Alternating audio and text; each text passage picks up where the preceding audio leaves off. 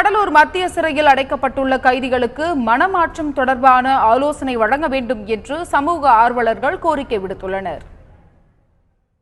தேசிய மனித உரிமை ஆணையம் ஒரு 15 அம்ச வழிகாட்டல் நெறிமுறையை அமுல்படுத்தியிருக்காங்க. அதை மத்திய மாநில அரசுகள் உடனடியாக அதை அமுல்படுத்த உரிய நடவடிக்கை மேற்கொள்ள வேண்டும்.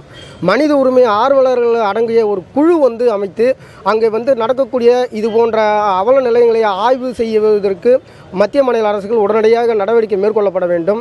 நீதிபதி முல்லா அளித்துள்ள சிறை சீர்திருத்த தொடர்பான அந்த வழிகாட்டு நெறிமுறைகளை மத்திய மாநில அரசுகள் உடனடியாக பரிசீலித்து அதில் நடவடிக்கை மேற்கொள்ளப்பட வேண்டும்.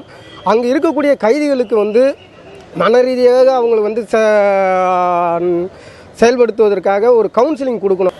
சிறைச்சாலை ஒரு மனுஷனுக்கு மறுவாழ்வு கொடுக்கக்கூடிய ஒரு இடமாகவும் சமுதாயத்தில் அவன் சீர்திருந்தி நல்ல ஒரு மனிதனாக வெளியில் வர்றதுக்கான வாய்ப்பு தர இடமாகவும் இருக்கணுன்றது நோக்கத்தோடு தான் சிறைச்சாலைகள் தொடங்கப்பட்டன. ஆனால் இன்றைக்கி சிறைச்சாலைக்கு போகிற மனுஷன் உயிரோட வெளியில் வர்றது அரிதான மாதிரி ஒரு சூழ்நிலை இருக்குது. இதில் அரசாங்கம் உடனடியாக சிறப்பு கவனம் செலுத்தி சிறைச்சாலைக்கு வரக்கூடிய சிறை கைதிகள், விசாரணை கைதிகள் அவர்களுக்கு நல்ல ஒரு மனநல சிகிச்சையும் அவங்களுக்கு வாழ்க்கையில் ஒரு பிடிமானம் இழந்து போகாமல் இதுக்கப்புறம் புது வாழ்க்கை இருக்குது அப்படிங்கிறத உணர்த்துகிற மாதிரியான வகுப்புகளும் எடுத்து இந்த மாதிரி மரணங்கள் சம்பவிப்பதை தடுக்கணும் அப்படிங்கிறது பொதுமக்களோட கருத்தாக இருக்குது.